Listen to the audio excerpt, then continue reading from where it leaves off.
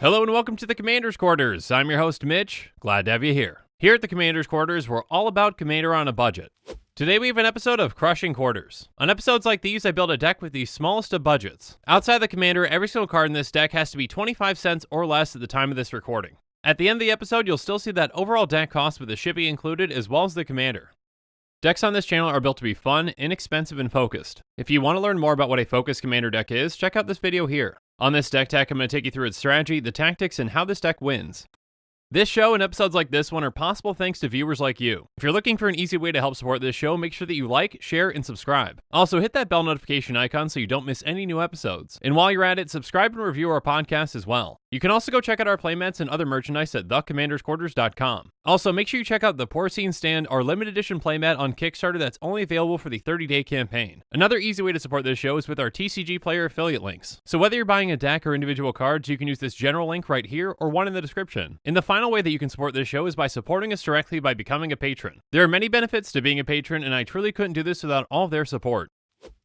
Today's Crushing Quarters commander is Borborygmos Enraged. He's a 7/6 Cyclops with trample that costs 4 red, green. When he deals combat damage to a player, you reveal the top 3 cards of your library and you put all land cards revealed this way into your hand and the rest into your graveyard. And by discarding a land card, Borborygmos is going to deal 3 damage to target creature or player. Borborygmos can be an extremely deadly commander, turning lands into your hand into direct damage. He can also actually help get lands into your hand by dealing combat damage to a player. But of course, we're going to have plenty of other ways to make sure that we can get a ton of lands into our hand in many different ways. Also, we need to make sure that we can ramp quickly to get him out since he does cost 8 mana. Because we're in green though, we're obviously going to have no problem with ramping or getting lands into our hand.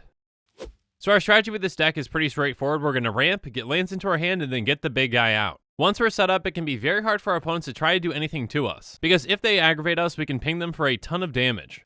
And then how we win with this deck is pretty simple. We're going to discard lands with Borborygmos to deal a ton of damage, and then return lands back to our hand to keep pinging our opponents to death. Like I mentioned before, we've got plenty of ways to get lands back into our hand, so we've got plenty of fuel for Borborygmos.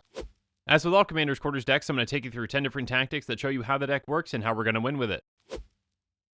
So let's start things off with tactic number 1, Fertile Land. First up, there's Fawn of Fertility, which we can pay 1 in the green to sacrifice to get a basic land into play tapped. Next up, we've got Explore and Broken Bond, which each let us play an additional land this turn. On top of that, Explore will draw us a card, and Broken Bond is going to destroy target artifact or enchantment. Then there's Beneath the Sands, which is going to get us 1 basic into play tapped, or we can cycle it for 2. Next up, there's Harrow, which makes us sacrifice 1 land to get 2 basics into play untapped. And then Growth Spasm is going to get us a basic into play tapped, and also an Eldrazi Spawn that we can sacrifice for 1 mana. Nissa's Pilgrimage is a fantastic addition to this deck. It says search your library for up to 2 basic forest cards, reveal those cards, and put 1 onto the battlefield tapped and the rest into your hand, then shuffle your library. But if we've got Spell Mastery, we get to search for 3 forests instead of 2. So for just 3 mana, we're getting 1 forest into play and then 2 into our hand. Next up, there's Peregrination, which says search your library for up to 2 basic land cards, reveal those cards, and put 1 onto the battlefield tapped and the other into your hand, then shuffle your library and scry 1. And finally, both Hunting Wilds and Ranger's Path are going to get us 2 forests into play tapped. But outside of these spells, we've got creatures that can help us ramp too. So let's move on to tactic number 2, Harvest Time. First up, we've got Orcish Lumberjack, which we can tap to sacrifice a forest to get 3 mana and any combination of red and or green to our mana pool. So this is a temporary source of ramp at the cost of 1 land, but it can get us out our commander quickly. And then by paying 2 to green, we can tap and sacrifice Osher Cultivator to get a basic land into play tapped. Next up, we've got 2 creatures that ramp us when they die with Primal Druid and Viridian Emissary. Both of these can be fantastic blockers for us in the early game. And finally, there's Springbloom Druid, which is going to make us sacrifice 1 land, but we get 2 basics into play tapped. But like I mentioned before, outside of ramping, we need to make sure that we can get lands into our hand too. So let's go over some creatures that can help us out with that in tactic number 3, a Helping Hand. First up, there's Greenseeker, which we can pay a green and tap and discard a card to search our library for a basic land and put into our hand. This can be a fantastic way to swap out a card for a land when we need to. Next up, we've got some 2-drops that get us a land into our hand with Sylvan Ranger and Gatecreeper Vine. And then there's Wildfield Scarecrow, which can get us 2 basics into our hand if we pay 2 and sacrifice it. Finally, there's Crows and Tusker, which we can cycle for 2 and a green, and when we cycle it, we can search our library for a basic land and put into our hand. Outside of creatures though, we've got plenty of spells that can help us with this as well.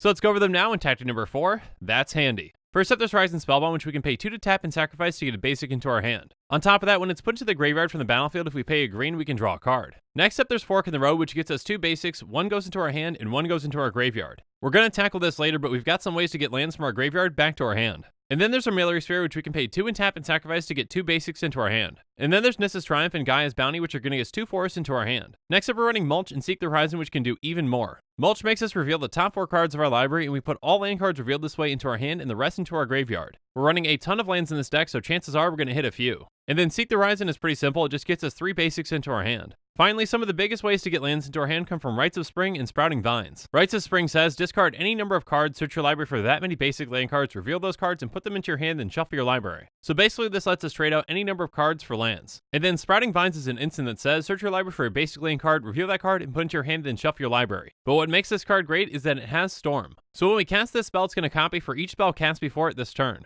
Sometimes it can be beneficial to play on our turn, and other times, depending on the decks we're playing against, it can be beneficial to cast this during an opponent's turn. But outside of us actually searching for lands, there are plenty of other ways for us to get lands into our hand.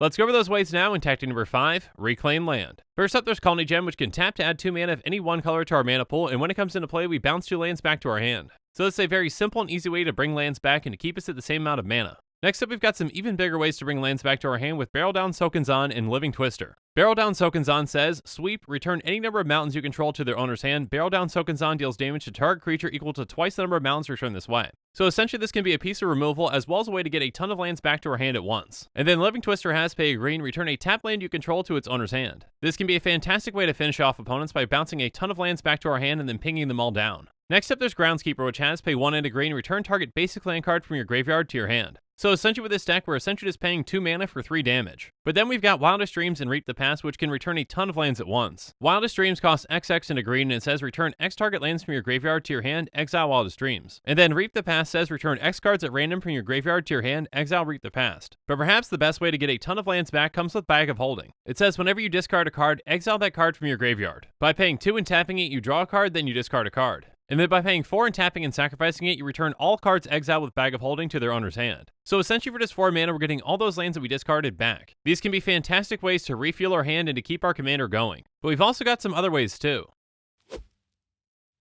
Let's go over them now in tactic number 6, a little off the top. First up, there's Dryad Greenseeker, which we can tap to look at the top card of our library. If it's a land card, it goes into our hand. Like I mentioned before, we're running a ton of lands in this deck, so we've got a good chance at hitting a land. And then we're also running Seer's Sundial, which has landfall. Whenever a land enters the battlefield under your control, you may pay 2. If you do, draw a card. But some bigger ways for us to draw come from Lore Seeker Stone and Dragon Mage. By paying 3 and tapping Lore Seeker Stone, we draw 3 cards, but this ability costs 1 more to activate for each card in our hand. After we discard a ton of land cards with Borborygmos, this can be a good time to activate it. And then Dragon Mage has, whenever it deals combat damage to a player, each player discards their hand and draws 7 cards. Although wheeling can help our opponents, getting those extra lands into our hand might just be what we need to kill them. But in order for all this to work, we need to keep our commander on the battlefield. So let's go over some ways to protect him in tactic number 7, Stay Mad. First up is actually going to be the Golden Pig of this deck, which is the number 1 card out of our 99. And the Golden Pig for this deck is Snake Umbra. It's an aura with totem armor that costs 2 and a green. It says enchanted creature gets +1/+1 and has whenever this creature deals damage to an opponent, you may draw a card. So first off, totem armor is a good way to protect our commander. It says if enchanted creature would be destroyed, instead remove all damage from it and destroy this aura. So essentially it's a get out of jail free card at the cost of losing the aura. But the best part about this card is the other piece. Borborygmos can discard lands to deal direct damage to players. When Borborygmos deals that damage, we get to draw a card. So with this on our commander, we're replacing each and every single card that we discard. The more lands we draw into, the more damage we do and the more cards that we're drawing. The amount of value that this can provide us is absurd. It turns our commander into a value engine and a killing machine, and that's why it's the Golden Pig. But outside of this, we've got 2 other ways to protect our commander with Ranger's Guile and Withstand Death. Ranger's Guile is going to give him +1/+1 and hexproof until end of turn, and Withstand Death is going to give him indestructible until end of turn. And we've even got some ways of dealing with our opponent's creatures too. Let's go over them now in tactic number 8, Firestorm. First up, there's Heaven to Earth, which is an Aftermath card. Heaven's going to deal X damage to each creature with flying, and then Earth is going to deal X damage to each creature without flying. But we even have a way to do both at once with Savage Twister, because it deals X damage to each creature on the board. Our commander has a decent amount of toughness, so most of the time we can wipe out a good amount of creatures with this. But outside of dealing with creatures, we've got some ways to deal with other things too. Let's go over those ways in tactic number 9, Natural Solution. First up, there's Return to Nature, which is a very flexible card. It says choose 1, destroy target artifact, destroy target enchantment, or exile target card from a graveyard. And then we've got Declaimer and Unravel the Aether, which do the exact same thing. They say choose target artifact or enchantment, its owner shuffles it into their library. So this can get around things like indestructible and graveyard shenanigans. Now we've talked about dealing with our opponent's things, but we've got some ways to make our commander even more potent.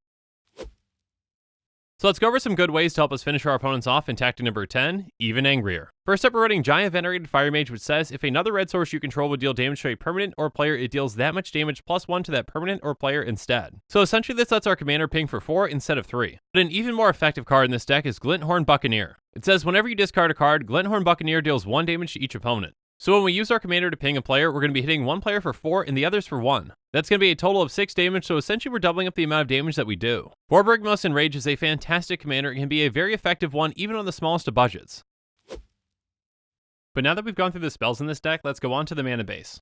First up, we're running Gruul Turf, which enters the battlefield tapped and is going to bounce a land back to our hand, and it can tap for red-green. The rest of our mana base is very simple. We're going to be running 48 basic lands, 39 of those are going to be a forest, and 9 will be a mountain. And now that we've gone through every single card in this deck, let's do a quick price check. A quick reminder that our deck costs are calculated using TCGplayer optimization, optimizing with even heavily played and damaged cards because those cards need a home too. The average Borborygmos Enraged EDH rec deck will set you back $246.15. Our deck is going to be much more affordable, coming in at $9.48. Keep in mind that this small cost even includes shipping as well as the commander. Again, the price of this deck is the price that I got for it on the day that I'm recording. If you want to see a breakdown of this deck's cost, check out the link in the description. Keep in mind that prices can and will fluctuate and change over time. But with these deck costs, I want to be as transparent as I possibly can. Again, Commander's Quarters decks are about to be tuned and focused within their budget, but there are always ways that we can improve on them. So let's go through some reasonable upgrades now to see what some of those ways just might be. First up, let's add in Keen Sense by taking out Unravel the Aether. Next up, let's add in Abundance by taking out Loreseeker Stone. And then let's add in Creeping Renaissance by taking out Barrel Down Soken Zan. And then we're adding in Dictator of the Twin Gods by taking out Heaven to Earth. Next up, let's add in Triumph of the Hordes by taking out Giant Venerated Fire Mage. Finally, let's add in Grafted Exoskeleton by taking out Ranger's Guile. And now it's my turn to hear from you. So in the comments below, let me know what you think about this deck and what you think about the commander in general. Also, make sure you check out the Porcine Stand, our limited edition playmat that's only available for the 30-day Kickstarter campaign. Once that campaign ends, it will no longer be available for purchase, so make sure you're backing the campaign before it's too late. And make sure you're following us on social media for more updates and sneak peeks on future episodes. Again, a huge thank you to my patrons who help make this show possible. I truly couldn't do any of this without your support. If you want to support this channel directly, consider becoming a patron. There are many benefits to being a patron, including being able to vote on future commanders for deck tags. There are even tiers where you get your own personalized deck tag dedicated to you. You can check out all the Patreon tiers and rewards at patreon.com/commandersquarters.